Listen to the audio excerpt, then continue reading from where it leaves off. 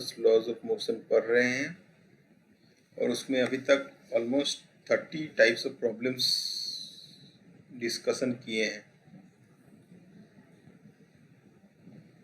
Last class में मैं एक क्वेश्चन दिया था जो मैं बोला था कि मैं सॉल्व करवाऊंगा, लेकिन ये क्वेश्चन थोड़ा और लेट करवाऊंगा क्योंकि उसके पहले कुछ और बेसिक क्वेश्चन बचा है जो पहले वो डिस्कशन करेंगे, उसके बाद फिर इस पे चलेंगे। ओके, कि ये थोड़ा सा टफ है और लास्ट क्लास में मुझे अचानक किसी अर्जेंट काम से जाना पड़ा, इसीलिए सॉरी मैं इसको सॉल्व नहीं कर पाया। ओके, लेकिन आज हम लोग कुछ और अलग टाइप ऑफ प्रॉब्लम देखेंगे, उसके बाद फिर उस क्वेश्चन पे चलेंगे, लेकिन पहले देखते हैं कितना टाइम मिलता है आज। ओके, हम लोग जो ब्लॉक्स वाले क्वेश्चन कर रहे थे उसमें एक ये टाइप ऑफ क्वेश्चन है।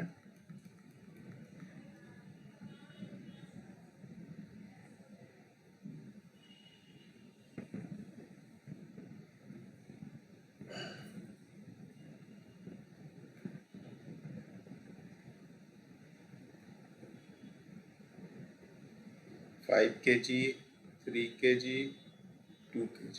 ओके, ये 3 ब्लॉक है, इस पे force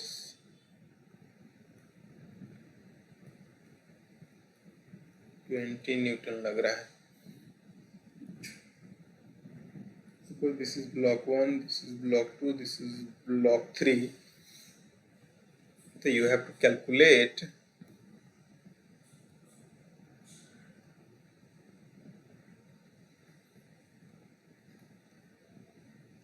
normal reaction acting between block 1 and 2 and block 2 and 3. Okay, सो जो स्ट्रिंग वाला क्वेश्चन हम लोग कल डिस्कस किए थे उसी टाइप का प्रॉब्लम है ये, और इसको कैसे सॉल्व करना है देखिए। पहले हम लोग को इस तीनों ब्लॉक को एक सिस्टम मान के इसका एक्सेलरेशन कैलकुलेट करना है, क्योंकि हम लोग को ये पता है कि जब इस पर फोर्स लगेगा ये तीनों ब्लॉक एक साथ एक्सेलरेट करेगा। Okay, so F net is equal to mass into acceleration लगाएंगे तीनों ब्लॉक को एक सिस्टम मानते हुए, तो एफ नेट कितना इस पे लग रहा है हॉरिजॉन्टल डायरेक्शन में। एफ नेट इज 20 न्यूटन, ये वाला फोर्स इस डायरेक्शन में, बाकी और इस डायरेक्शन में कोई फोर्स लग रहा है। फ्रिक्शन रहता तो रहता कुछ, लेकिन यहाँ पे फ्रिक्शन 0 है, दिया नहीं हुआ पहले से कुछ। तो net force 20 is equal to mass into acceleration, and mass is 5 + 3 + 2 into acceleration a. So a is equal to how much? 20/10 is equal to 2 metre पर सेकेंड स्क्वायर। ये आ गया एक्सेलरेशन। इस एक्सेलरेशन से तीनों ब्लॉक एक्सेलरेट कर रहे होंगे, तो इस दोनों के बीच कितना फोर्स लग रहा होगा ये कैलकुलेट करना है हम लोग को।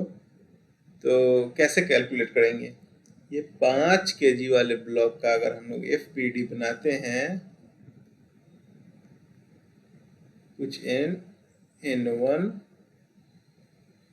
F 20 Newton. ओके, और हम लोग को ये पता है कि acceleration A is equal to 2 metre पर सेकेंड स्क्वायर से एक्सेलरेट कर रहा है। ओके, सो इस पे इक्वेशन लिखना है। कैसे लिखेंगे? Net force is equal to mass into acceleration, and net force is how much? F इस डायरेक्शन में minus N1 because it is acting in opposite direction is equal to mass into acceleration 5 into acceleration 2। तो N1 इधर आ जाएगा, F is equal to 20 newton दिया हुआ है, ये 10 इधर आ जाएगा, -10 is equal to N1। So N1 is equal to 10 newton.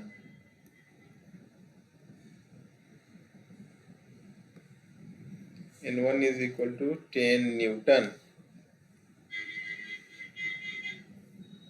N1 10 newton आएगा जो ब्लॉक 1 और 2 के बीच में लग रहा होगा। कैसे कैलकुलेट करना है? पहले पूरे बॉडी का एक्सेलरेशन निकालना है, क्योंकि तीनों बॉडी एक साथ एक्सेलरेट कर रहा होगा, और उसके बाद सिंगल सिंगल FBT बना के हम लोग कैलकुलेट कर लेंगे बहुत इजीली।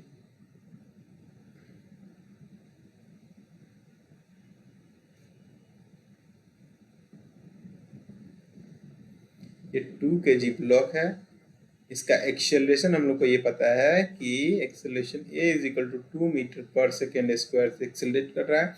हम लोग को calculate into normal reaction into करना है, और इधर से कोई फोर्स नहीं लग रहा है ये 2 kg ब्लॉक पे, there is no force acting from this side. Okay, so we will write net force into, और कुछ माइनस माइनस कुछ नहीं है, net force is equal to mass into acceleration 2।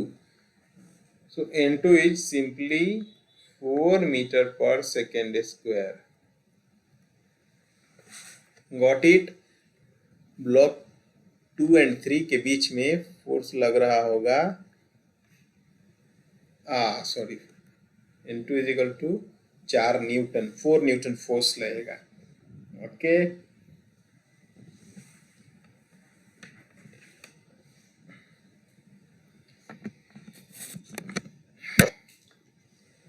चलते हैं कुछ और प्रॉब्लम देखते हैं।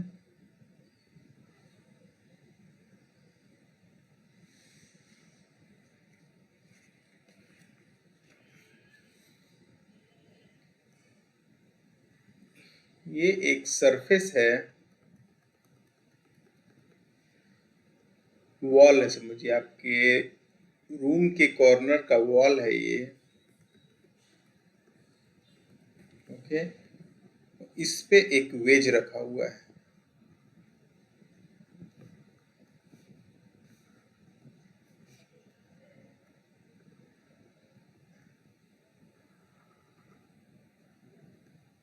इस पे एक वेज रखा हुआ है, such that its angle is 30 degree,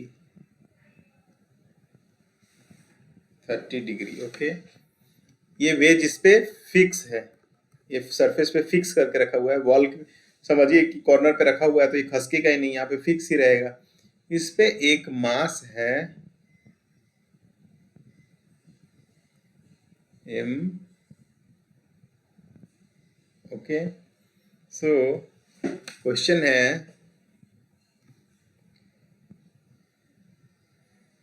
m is equal to 1 kg अगर गिवन है, then calculate acceleration of m। Block m का एक्सेलरेशन कैलकुलेट करना है। तो पहले हम लोग तो FBD बनाएंगे, free body diagram. We will make free body diagram of this body m। तो क्या क्या लग रहा होगा इस पे? एक फोर्स इस पे लग रहा होगा mg, जो कि डायरेक्ट नीचे अर्थ तरफ लग रहा होगा। एक फोर्स इस पे ये लगा रहा होगा block, normal reaction, normal reaction. और ये ब्लॉक एक्सेलरेट करेगा इस डायरेक्शन में, नीचे तरफ जाएगा। इधर नीचे तो इस तरफ तो जाने का कोई रास्ता नहीं है ना इसको, ये जाएगा तो इसी तरफ जाएगा। Okay, so acceleration a is in this direction.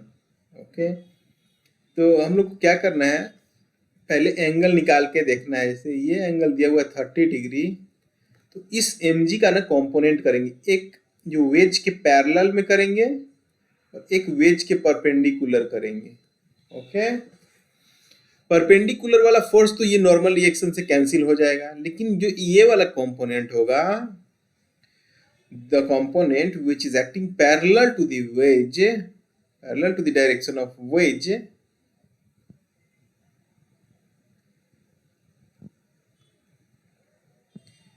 will produce some acceleration। Okay, तो ये एंगल आपको निकालना है, कैलकुलेट करना है। अगर 30 डिग्री दिया हुआ है तो ये भी 30 डिग्री ही होगा, ये एंगल 30 डिग्री होगा।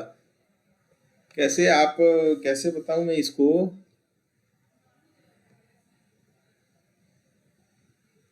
इसको समझना जरूरी है कि ये एंगल अगर 30 डिग्री है, ये एंगल, तो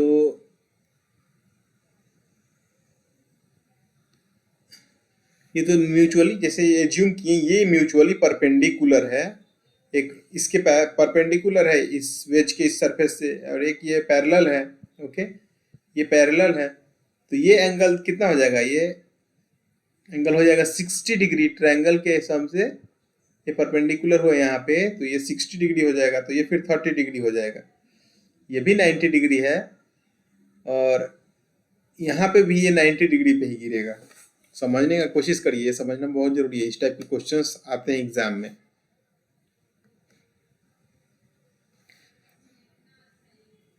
ये 90 डिग्री है, क्यों 90 डिग्री है, क्योंकि एक है जो इस सरफेस के परपेंडिकुलर है और एक पैरेलल है, तो ये सरफेस स्ट्रेट है, तो यहाँ पे ये 90 डिग्री बनाएगा। ओके, इस सरफेस से डायरेक्टली अर्थ तरफ, डायरेक्टली नीचे तरफ परपेंडिकुलर हम लोग लिए, ये परपेंडिकुलर डायरेक्शन। ओके, तो ये परपेंडिकुलर है, तो ये ट्रायंगल अगर बनता है, this triangle is making, so this angle will be 60 degree. ये 30 डिग्री है, 90 डिग्री है, तो ये 60 डिग्री होगा। Okay, this angle is, since this angle is 60 degree, so this angle will be 30 degree. इस टाइप के प्रॉब्लम बार बार आएंगे। ओके, तो पहले इसको सॉल्व करके हम लोग देखते हैं। ये mg फोर्स है, इसका एक कंपोनेंट है mg, ये थीटा के साथ जो लगा है उसको mg cos थीटा लिखना है, और ये इधर जो लगा है थीटा के साथ जो एंगल नहीं बन रहा है उसको mg sin थीटा। ऐसे प्रॉब्लम हम काइनेमेटिक्स में भी देखे हैं, इस मतलब डिवीजन करना कि कैसे किसी एक्सेलरेशन के एंगल, कोई एक्सेलरेशन एंगल बना रहा है एक्स एक्सिस और वाई एक्सिस के साथ, तो उसका कंपोनेंट ब्रेक करने के लिए हम लोग कॉस थीटा और साइन थीटा, जो थीटा के साथ लगा हुआ है उसको कॉस थीटा लिखेंगे और जो थीटा के साथ नहीं है उसको साइन थीटा लिखेंगे। ओके, तो इसका फ्री बॉडी डायग्राम हम लोग कुछ ऐसा बनाए हैं।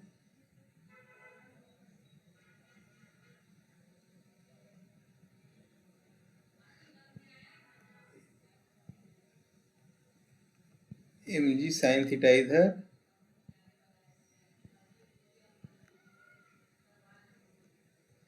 mg cos थीटा इधर नीचे तरफ, इधर लगेगा नॉर्मल।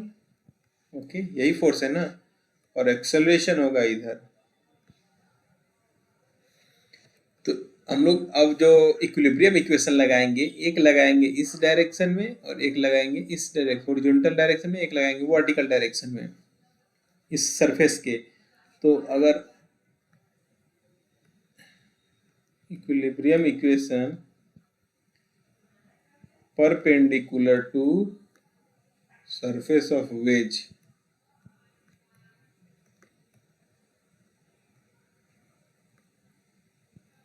वेज के सरफेस, अगर हम लोग सरफेस के परपेंडिकुलर इक्विलिब्रियम इक्वेशन लगाते हैं तो ऊपर के डायरेक्शन को अगर पॉजिटिव मांग रहे हैं तो n minus mg cos theta is equal to mass into acceleration. इस डायरेक्शन में एक्सेलरेशन कितना होगा, इस डायरेक्शन में परपेंडिकुलर, तो इधर तो कोई एक्सेलरेशन नहीं होगा, इधर तो ये वेज पे टिका हुआ है, और ये जो भी एक्सेलरेशन होगा इसके परपेंडिकुलर डायरेक्शन में होगा। ओके, सो ये एक्सेलरेशन 0 हो जाएगा, n is equal to normal reaction is equal to हो जाएगा mg cos थीटा। और इस डायरेक्शन में अगर हम लोग इक्विलिब्रियम इक्वेशन लगाते हैं, equilibrium equation parallel to wedge, wedge के पैरेलल अगर हम लोग लगाते हैं तो we will write how much, ये एक्सेलरेशन, ये फोर्स नीचे तरफ लग रहा है, सपोज इसी डायरेक्शन को पॉजिटिव मान लिए, ऊपर के डायरेक्शन को पॉजिटिव मान लिए, तो नेट फोर्स कितना लग रहा है, माइनस mg साइन थीटा, और तो कोई फोर्स नहीं लग रहा इस डायरेक्शन में, हॉरिजॉन्टल डायरेक्शन में, तो net force is equal to mass into acceleration a, ये कैंसिल हो जाएगा। एक्सेलरेशन a, जैसे इस डायरेक्शन को पॉजिटिव माने हैं तो एक्सेलरेशन भी इसमें नेगेटिव है, एक्सेलरेशन भी नेगेटिव लेंगे, because acceleration is in this direction we have assumed. Okay, A is equal to G sin theta, and G is how much? 10 into sin 30 degree is equal to 5 meter per second square. ये force break करना आपको सीखना है at any cost. Okay, similar एक problem देते हैं.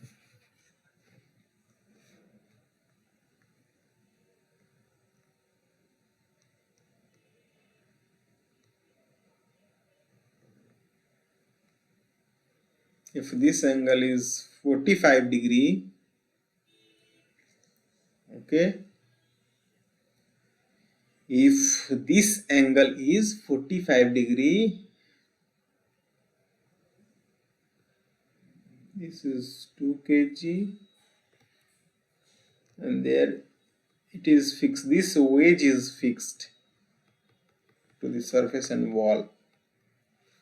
Calculate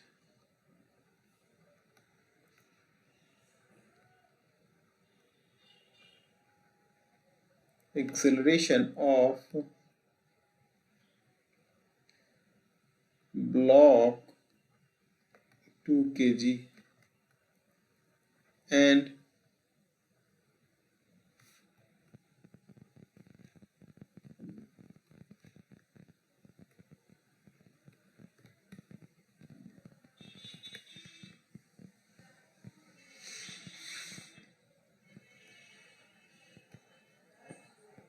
normal force acting on wedge N1 and N2. जैसे ये वेज ना यहाँ पे फिक्स है ये वॉल से. ओके, ये वेज है, एक ब्लॉक है, उस पे एक ये छोटा सा ब्लॉक 2 kg का रखा हुआ है, और इस पे ये स्लाइड करेगा, तो इसका एक कंपोनेंट तो mg का एक कंपोनेंट इसको स्लाइड करवाएगा, एक्सेलरेशन प्रोड्यूस करेगा, और एक कंपोनेंट होगा जो इस पे फोर्स एक्ट करेगा. एक component of force, one component of force will act normal force on this body. Okay, so this force will cause some means pushing force towards downward and this direction also. यहाँ पे अगर normal ऐसे कुछ इस पे लगेगा तो इसको इधर भी पुश करेगा और इधर भी पुश करेगा, तो यहाँ से एक N1 नॉर्मल और N2 नॉर्मल लगेगा. Okay, so we have to calculate this normal force also in this question.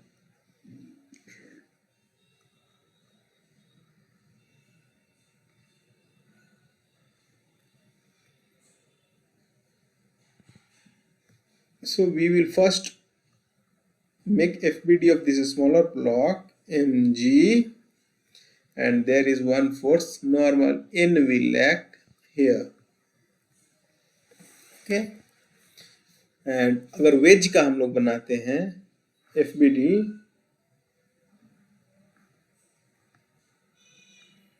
तो एक फोर्स जो नॉर्मल इधर लगेगा इस ब्लॉक पे, वो सिमिलर नॉर्मल रिएक्शन यहाँ पे ये लगेगा अपोजिट डायरेक्शन में इस ब्लॉक पे. इमेजिन करिए, एक नॉर्मल रिएक्शन N1 ये वॉल लगाएगा और एक नॉर्मल रिएक्शन अर्थ लगाएगा सरफेस, और ये मास इसका m इज इक्वल टू 0, कोई मास नहीं है इसका, mg अपना नहीं है. ओके, इसका कोई mg नहीं है, अभी मासलेस दिया हुआ है. नेक्स्ट क्वेश्चन में देखेंगे ये भी मास रहेगा इसका कुछ. ओके, सो mg का एक कंपोनेंट लगेगा इस नीचे डायरेक्शन में, और एक कंपोनेंट लगेगा इसके parallel, perpendicular and parallel. So this angle is again कितना हो जाएगा, ये एंगल 45 डिग्री है, हम लोग परपेंडिकुलर लेते हैं नीचे तरफ. How much this angle will be, सोचिए, इमेजिन करिए, ये अगर 45 है, ये 90 डिग्री है, तो ये 45 डिग्री होगा, तो ये भी 40, क्योंकि ये भी 45 डिग्री हो जाएगा. ये दोनों लाइन तो पैरेलल है ना, ये भी 45 डिग्री होगा, ये भी 45 डिग्री होगा. सिमिलरली यहाँ भी ये 45 डिग्री ही होगा. ओके, सो mg का एक कंपोनेंट लगेगा ये mg थीटा के साथ है तो cos theta cos 45 degree, theta के साथ नहीं है तो mg sin 45 डिग्री। ओके, सो इसका एक्सीलरेशन होगा इस direction a।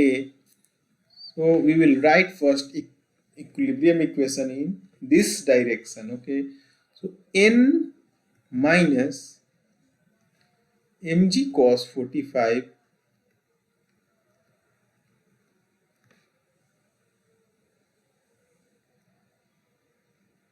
is equal to n minus mg cos 45 is equal to, there is no acceleration in that direction, so it is 0. So n is equal to how much? mg by root 2. Cos 45 is 1 by root 2. Okay, अब हम लोग ये देखते हैं कि horizontal direction में इसके parallel direction में भेज के इसका एक्सेलरेशन कैलकुलेट करना है। So we will write equation mg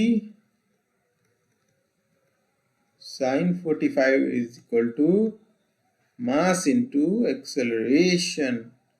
This m will cancel and a is equal to g sin 45 degree, which is how much? 10 into 1 by root 2 is equal to 5 root 2। ये acceleration हो गया है इसका, but हमको ये calculate करना है कि इसके n1 और n2 कितना होगा। ओके, तो ये जो n लग रहा है नॉर्मल, ये तो हम लोग कैलकुलेट कर लिए। ऊपर डायरेक्शन में इस पे लग रहा था mg by root 2, m 2 kg given है ना, तो 2 into 10 divided by root 2 is equal to how much? 10 root 2 newton. ये नॉर्मल है, normal is equal to 10 root 2 newton. इससे हमको कैलकुलेट करना है n1 और n2 कितना होगा। So again we will break this force into horizontal and vertical direction, क्योंकि ये हॉरिजॉन्टल और वर्टिकल फोर्स है। सो ये n फोर्स है, नॉर्मल रिएक्शन जो इस पे लग रहा है, खुद इमेजिन करिए कि जो इस पे n लग रहा है उसका एक कंपोनेंट इसको नीचे तरफ दबा रहा है, एक कंपोनेंट इधर तरफ दबा रहा है। तो एंगल देखिएगा तो ये दोनों एंगल 45 डिग्री होगा। तो n का एक कंपोनेंट आ जाएगा n cos 45 degree and n आ जाएगा n sin 45 डिग्री। ओके, तो इसके लिए जब हम लोग इक्वेशन ऑफ मोशन लिखेंगे हॉरिजॉन्टल, इस डायरेक्शन में हॉरिजॉन्टल एंड वर्टिकल डायरेक्शन में, तो हॉरिजॉन्टल डायरेक्शन में लिखेंगे तो इसमें तो कोई एक्सेलरेशन नहीं है ना, ये तो यहाँ पे फिक्स है। तो इस पे नेट फोर्स कितना लग रहा है, तो इस डायरेक्शन को अगर राइट डायरेक्शन को पॉजिटिव मानते हैं तो n1 minus n sin 45 is equal to mass into acceleration, which is 0. So n1 is equal to n is 10 root 2 into sin 45, how much? 1 by root 2, which is 10 newton. n1 आ जाएगा अपना 10 Newton. Similarly यहाँ पे हम लोग calculate करते हैं vertical direction में, तो ऊपर तरफ जो फोर्स लग रहा है पॉजिटिव फोर्स n2 पॉजिटिव लग रहा है, और नीचे क्या लग रहा है n cos 45 minus n cos 45 is equal to 0। So n2 is equal to n into cos 45 which is 10 root 2 into 1 by root 2 which is 10 newton. समझ में आया? बहुत सिंपल है, ज्यादा टफ नहीं है, लेकिन समझने का जरूरत है। क्या क्या समझना है इस क्वेश्चन में और पिछले क्वेश्चन में, कि आपको ये एंगल का ज्ञान होना चाहिए। एंगल कैसे कैलकुलेट करना है, you must know how to calculate this angle and also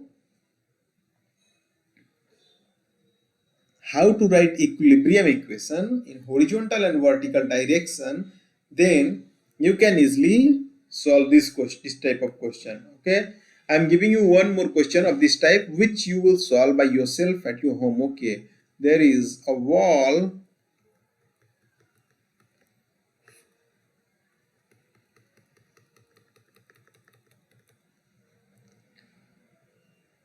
यहाँ पे एक वेज है, इसका mass capital M is equal to 5 kg है। ओके, इस पे एक ब्लॉक है जिसका मास 1 kg है। Okay, N1 into acceleration of this block, calculate N1 N2 and acceleration A of a smaller block। ये आपका होमवर्क है, आप इसको घर पे सॉल्व करिए। और आज का क्वेश्चन, आज का क्लास थोड़ा ट्रिकी था, it was little bit tricky, so you please go and try to understand it today. Solve this question, solve the question which I have solved twice and thrice. Try to understand it properly and solve some question from your book which you are trying to solve, which you are solving. Okay, जिस book से आप practice कर रहे हैं उससे कुछ question solve करिए। Okay, thank you.